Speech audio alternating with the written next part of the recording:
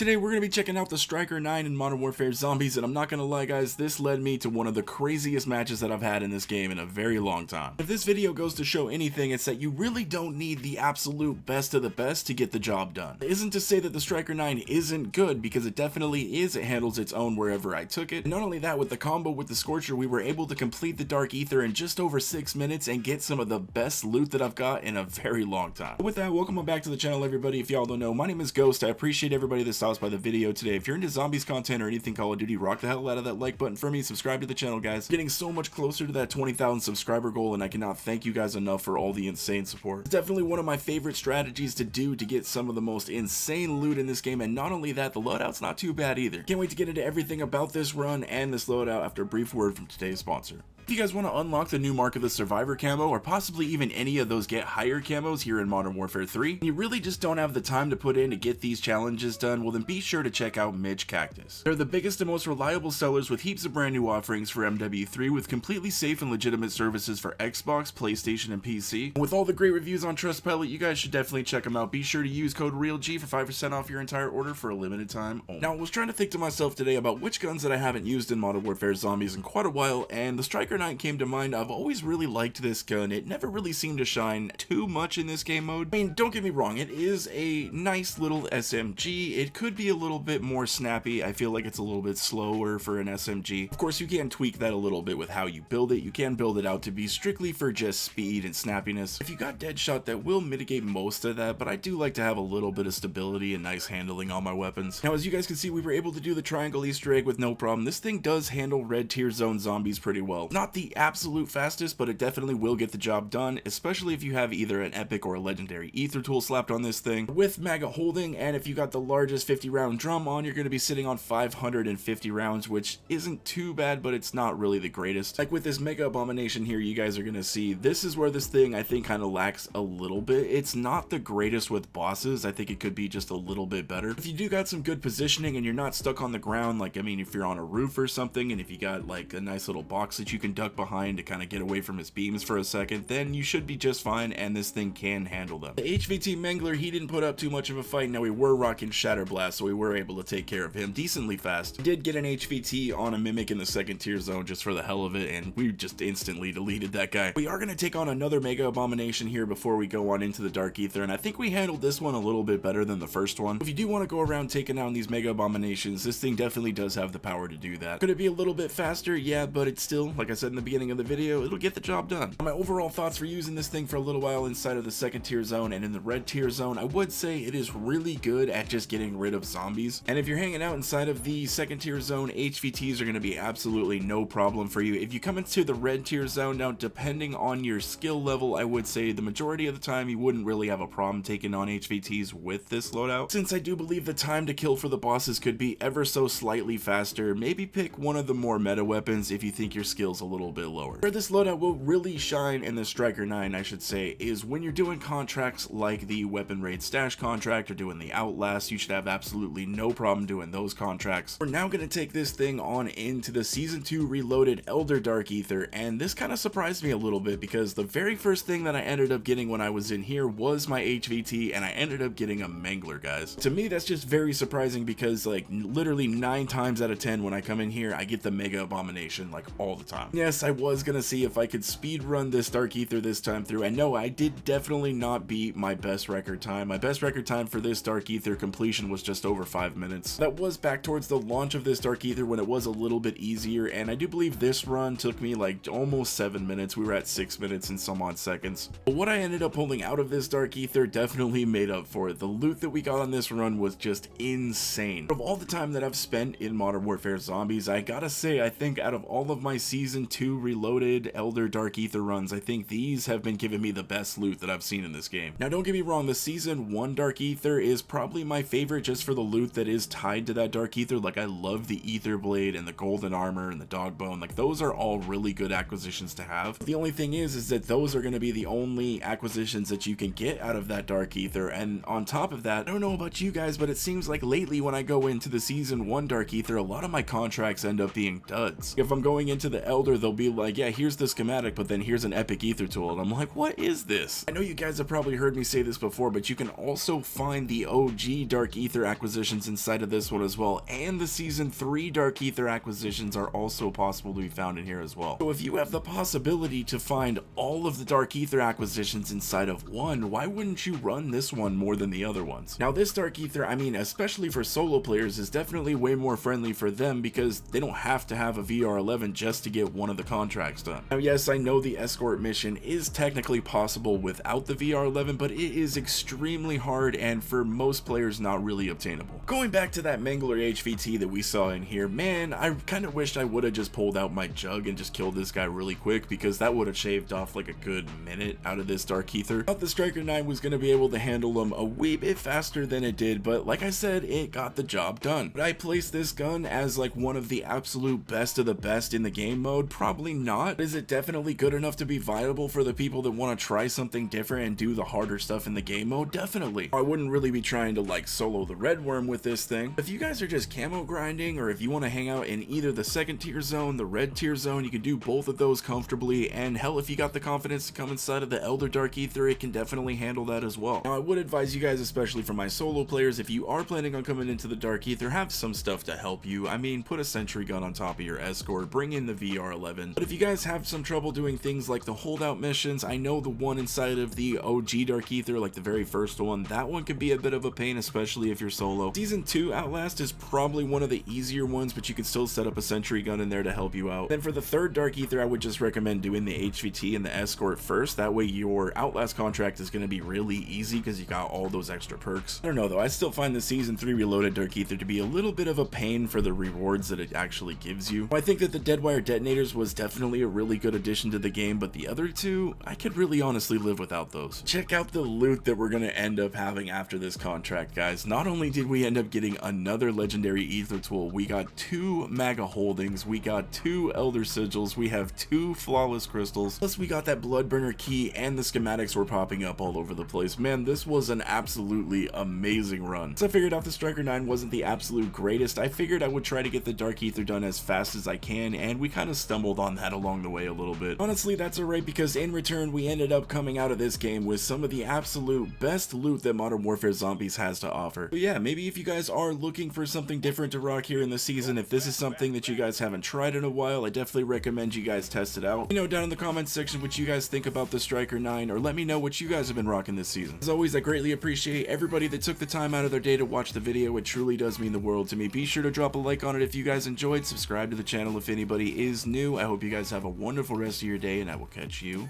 in the next one.